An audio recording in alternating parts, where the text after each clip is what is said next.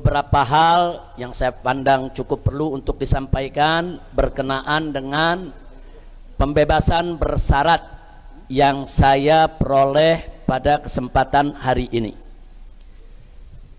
Jadi yang pertama ingin saya sampaikan adalah apresiasi dan penghargaan, rasa terima kasih yang tinggi kepada istri saya tercinta Asy-Syarifah Fadlun binti Fadil bin Hasan Ibnul Habib Al-Mufti Utsman bin Yahya, yang mana beliau dengan segenap 7 putri saya selama ini dengan setia mengikuti dari mulai awal pemeriksaan sampai persidangan, sampai juga kepada penahanan, dan kemudian rutin pembesukan, kemudian rutin terus memberikan semangat, dan pada akhirnya juga harus keluarga juga yang harus memberikan jaminan untuk pembebasan bersyarat. Jadi ini sengaja saya garis bawahi, pembebasan bersyarat saya bukan pemberian partai politik, bukan pemberian pejabat, bukan pemberian kekuasaan, bukan. Tapi ini merupakan satu proses hukum yang nanti akan dijelaskan oleh para pengacara saya, dan yang memberikan jaminan adalah istri saya tercinta Syarifah Fadlun binti Fadil bin Utsman bin Yahya.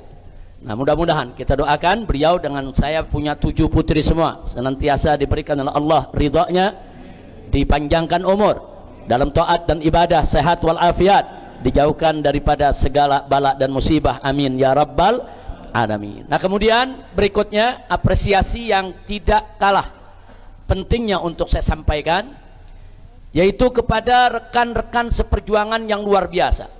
Selama saya menjalani proses penahanan, luar biasa perjuangan mereka untuk selalu bukan hanya sekedar memberikan semangat, tapi juga selalu kita sharing informasi dan berbagi informasi dalam rangka untuk kita bisa mendapatkan pembebasan bersyarat ini. Yaitu diantaranya adalah di samping saya Syekh Yusuf Marta, yaitu selaku pimpinan daripada Ketua Umum KNPF dan juga sekaligus Ketua Majelis Syuro PA 212, dan juga seluruh pengurus dari Dewan Pimpinan Pusat Front Persaudaraan Islam yang dinakodai oleh penasehat pusat daripada DPP FPI, yaitu Al-Muhtaram Kiai Haji Buya Ahmad Qurtubi Jailani. Jadi saya sampaikan di sini, beliau-beliau ini luar biasa. Kita hampir seminggu atau 2 minggu sekali selalu melakukan rapat rutin, pertemuan rutin untuk membahas segala sesuatunya, bagaimana supaya proses pembebasan bersyarat ini berjalan lancar. Termasuk kalau ada yang bertanya kenapa kok ini nggak diumumkan. Nah, tadi sudah dijelaskan oleh Syekh Yusuf Marta, ini nggak diumumkan karena kita punya prosedur ini perjalanannya dari menit ke menit, detik ke detik. Sedikit salah PB kita bisa batal ya ikhwan. Nah, maka itu betul-betul kita jaga sedemikian rupa, jangan sampai dalam pembebasan bersyarat ini belum apa-apa kita sudah melakukan pelanggaran. Karena kalau sudah melakukan pelanggaran, saya akan ditangkap lagi tanpa sidang, dan saya harus melanjutkan lagi untuk ditahan selama 1 tahun tanpa remisi.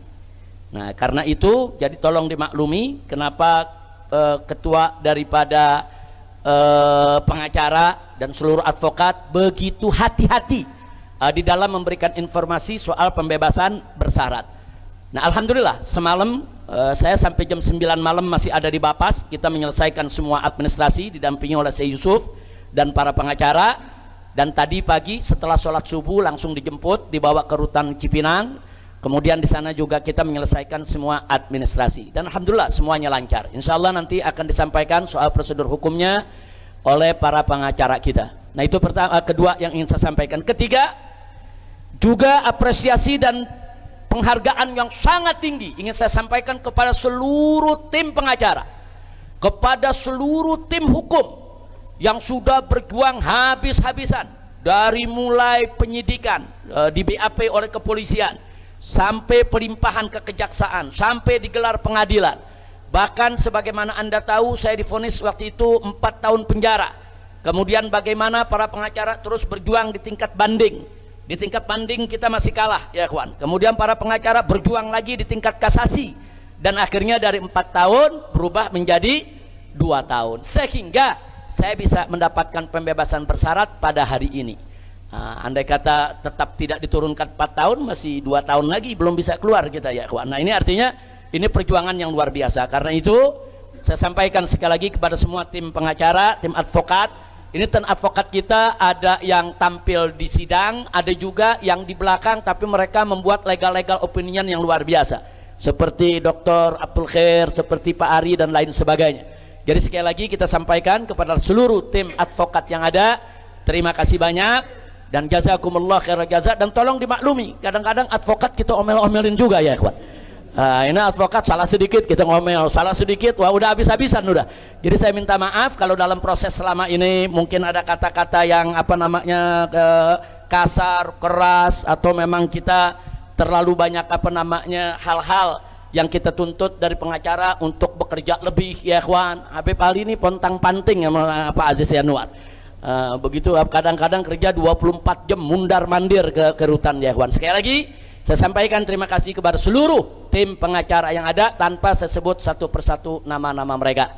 Dan kemudian yang terakhir saya sampaikan terima kasih yang tinggi dan penghargaan yang setinggi-tingginya untuk seluruh habaib, ulama, kiai, umat yang saya tahu dan saya mendengar kabarnya di mana-mana tidak henti-henti mengirimkan doa ya ikhwan.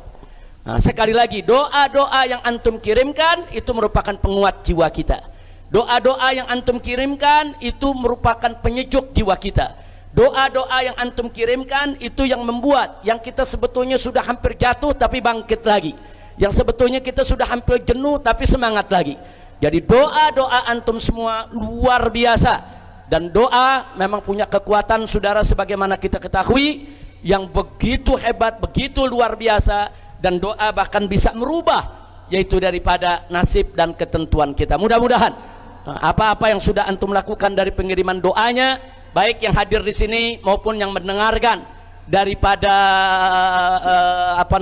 acara live streaming ini yang dilakukan oleh Lembaga Informasi Persaudaraan. Nah mudah-mudahan semua dimanapun anda berada, anda bisa mendengar apa yang kami sampaikan. Akhirnya kami ucapkan kepada semuanya, baik dari mulai yang pertama tadi istri saya dan anak-anak, kemudian kawan-kawan saya di DPP, Syekh Yusuf dan kawan-kawan, baik di GNPF maupun PA212, dan seluruh habaib, ulama, kiai, serta umat yang ikut mendukung dengan doanya. Jazakumullahu khairal jaza, waffaqakumullahu lin najah wal falah wal istiqamah fid dini wad dunya wal akhirah. Amin ya rabbal alamin. Nah kemudian setelah apresiasi yang saya sampaikan tadi, yang berikutnya ingin saya sampaikan ya ikhwan, insya Allah saya bersama-sama dengan para habaib dan para kiai yang selama ini kita berjuang bersama-sama akan tetap istiqamah berjuang di jalan Allah. Akan tetap kita menyampaikan yang hak itu hak, yang batil itu batil. Walaupun seisi dunia mencerca, walaupun kita harus menghadapi resiko seberat apapun ya ikhwan. Karena amar ma'ruf nahi munkar adalah perintah Allah dan tidak boleh kita abaikan dengan alasan apapun. Nah karenanya saudara, dalam kesempatan ini juga ingin kami sampaikan, saya dan kawan-kawan semua, para habaib, para ulama seperjuangan, tidak akan meninggalkan umat, tidak akan mengkhianati umat.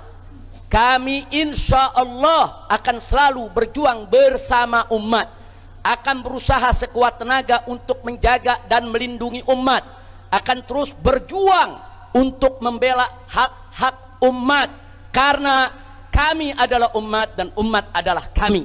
Kami tidak akan bergeser dari itu semua ya ikhwan. Semoga Allah subhanahu wa ta'ala memberikan kemenangan kepada kita semua. Amin ya rabbal alamin. Nah selanjutnya yang terakhir, akhirnya ingin saya sampaikan di sini saudara, sebagaimana yang telah saya sampaikan setiba di tanah air waktu saya pulang dari kota suci Makkah, yaitu ayo sama-sama kita gaungkan kembali dan terus menerus, yaitu revolusi akhlak. Revolusi akhlak dengan cara yang berakhlak. Kalau tadi disampaikan oleh tuan guru kita, orang tua kita, yaitu Muallim Kiai Haji Maulana Kamal Yusuf, bagaimana kita punya negeri saat ini saudara di mana-mana terjadi kerusakan, di mana-mana ada kemunkaran, saudara. Bahkan kebohongan saat ini sudah membudaya. Negeri kita ini lagi darurat kebohongan. Karena itu sekali lagi yang ingin saya sampaikan di sini, saudara, apakah itu darurat kebohongan, apakah itu darurat korupsi, apakah itu darurat kezaliman, apakah itu darurat utang, apakah itu darurat ekonomi dan lain sebagainya, maka kuncinya yuk sama-sama kita obati semua itu dengan revolusi akhlak. Orang kalau akhlaknya baik tidak akan korupsi, orang kalau akhlaknya baik tidak akan berbuat zalim, orang kalau akhlaknya baik tidak akan menyusahkan rakyat, orang kalau akhlaknya baik, saudara, tidak akan merusak negeri, orang kalau akhlaknya baik, saudara, dia tidak akan menghina agama, menghina Rasul, menghina Al-Quran. Tidak. Orang kalau akhlaknya baik, saudara, maka semua yang keluar dari dirinya adalah kebaikan.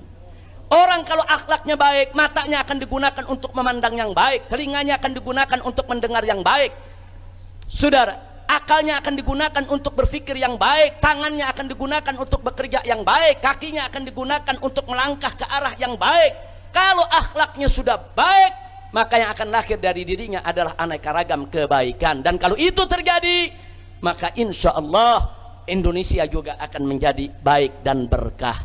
Amin ya rabbal alamin. Nah, itu saja yang ingin saya sampaikan. Sekali lagi saya mau tanya semua di sini, siap lanjutkan revolusi akhlak? Siap lanjutkan revolusi akhlak? Takbir, takbir, takbir. Sallu ala nabi. Allahumma salli wa sallim ala sayyidina Muhammad wa ala alihi wa sahbihi ajma'in.